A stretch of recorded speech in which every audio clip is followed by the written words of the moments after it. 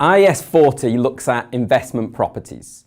Now, investment properties are properties that are held to earn rentals or for capital appreciation or both. So properties that you own, but you're not really using in your business.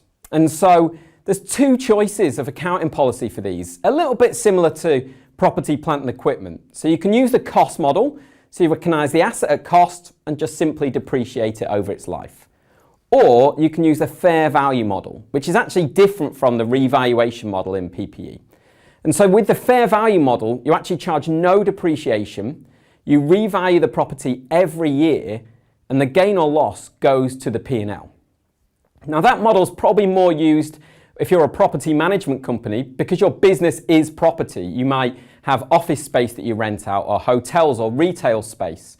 And so therefore your business is really tied to the value of your properties. So it makes sense that as those properties gain in value, as the rental income appreciates, that obviously you could take that through the P&L because it shows the strength of your business.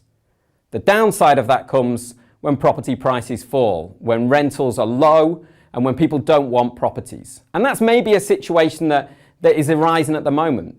Now what you can't do is just change your accounting policy to say, I don't really want those losses hitting my P&L.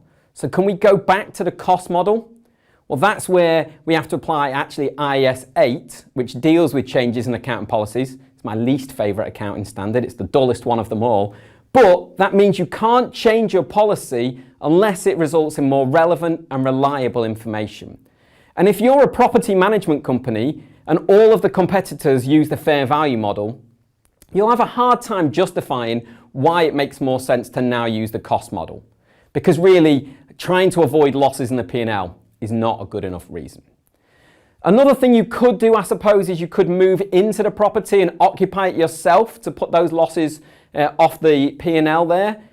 But if you're doing that, if you're moving it into PPE, you have to revalue it under IAS 40 first before turning it into property, plant and equipment. So still, you'd have to revalue it at the date you change and move in, and the losses would still hit the P&L. So unfortunately, companies that will be using the fair value model, that volatility is there, which means in good years, it looks great, but in bad years, obviously that can have a detrimental effect on your P&L and can really have significant losses. And in these kind of times where maybe office spaces and rentals are lower than they've previously been, that's something we would expect to see on a lot of financial statements.